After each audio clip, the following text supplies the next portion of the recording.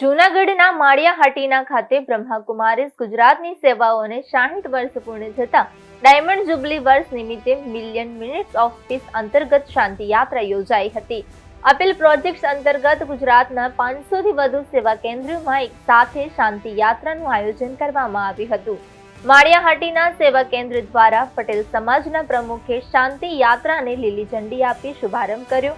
શાંતિ યાત્રાનો ઉદ્દેશ્ય વિશ્વમાં શાંતિ અને એકતાનો સંદેશ આપવાનો હતો. આખા શહેરમાં શાંતિના તિરંગો ફેલાવતા શ્વેત વસ્ત્રધારી શાંતિદૂતોએ બહોળી સંખ્યામાં હાજર રહ્યા અને શાંતિ યાત્રાનો સમાપન ડાયમંડ પેલેસ બ્રહ્માકુમારીઝ સેવા કેન્દ્ર પર કરવામાં આવ્યો.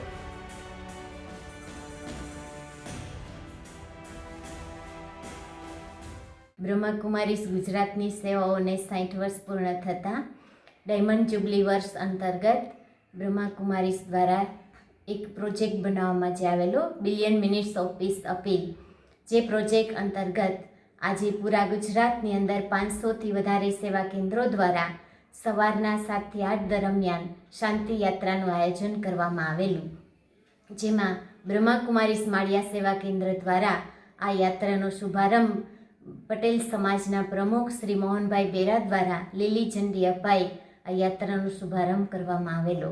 આગળ ઉપર આ યાત્રા મહારાણા પ્રતાપ ચોકની અંદર, જ્યાં દરેક ભાઈ બહેનોને એક શાંતિ નિમિત્તની પ્રતિજ્ઞા કરાવવામાં આવી.